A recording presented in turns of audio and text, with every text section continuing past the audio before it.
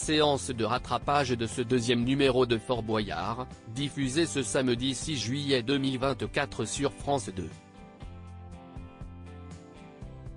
Télé Loisirs vous révèle la somme remportée par l'équipe conduite par Natacha Saint-Pierre.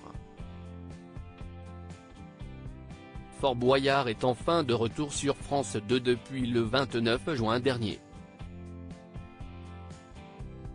Le célèbre jeu estival animé par l'indétrônable Olivier Mine revient pour une 35e édition qui fait le plein de nouveautés cette année. Pour cette saison baptisée les cellules interdites, le père Fouras a décidé de rouvrir une geôle qu'il avait jusqu'ici gardée scellée en raison de sa grande dangerosité. Si dans le premier numéro, la salle informatique et son père Fouris s'amuser à transformer les règles des épreuves, l'émission diffusée ce samedi 6 juillet nous faisait découvrir l'antre des cauchemars. Une machine qui lit dans les pensées des candidats pour leur proposer un défi sur mesure, basé sur leur plus grande peur. Voilà qui promet. Fort Boyard 2024, de quelle personnalité était composée l'équipe menée par Natacha Saint-Pierre ce samedi 6 juillet ? Une cellule interdite qui a rendu la soirée particulièrement difficile pour l'équipe menée par la chanteuse québécoise Natacha Saint-Pierre. À tel point que cette dernière s'est même blessée sur le tournage de l'émission.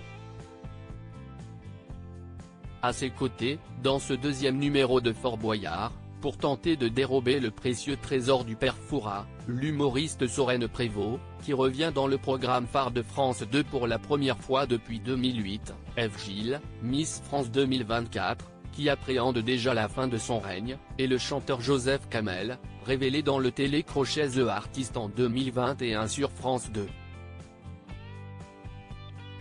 Deux drag queens ayant participé à la première saison de Drag Race France en 2022 viennent compléter ce casting, Paloma et Lolita Banana. Fort Boyard 2024, à combien s'élève le gain remporté par la bande dirigée par Natacha Saint-Pierre ce samedi 6 juillet ?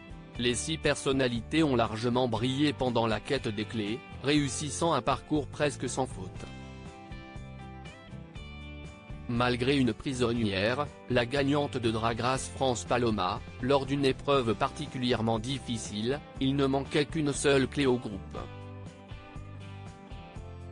Cette dernière a été brillamment remportée par Natacha Saint-Pierre dans l'antre de rouge, personnage incarné par Delphine Vespizer, qui a battu Lady Boo à plate couture.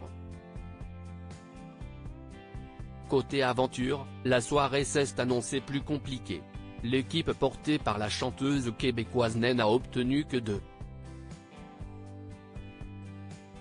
Fort heureusement, une fois l'émission arrivée à son terme, un seul sacrifice a été nécessaire pour trouver le mot-clé permettant de déverrouiller la chute des Boyards. Avec les 3 indices, flamme, allée et manivelle, Paloma a rapidement déduit que le mot à reconnaître était retour. Malheureusement, au moment de se positionner sur la grille, l'équipe cafouille, n'arrive pas à se coordonner et perd un temps fou. À la pesée, le montant affiché est un peu décevant, mais pas ridicule pour autant, les candidats ont remporté la somme de 8 883 €. Mais dans Fort Boyard, toujours plus fort, ils ont pu faire grimper leur cagnotte à travers 3 épreuves inédites en y ajoutant la somme de 1 000 €, 2 épreuves réussies, une ratée. Au total, ils ont donc récolté 9 883 € pour l'association Petit Cœur de Beurre.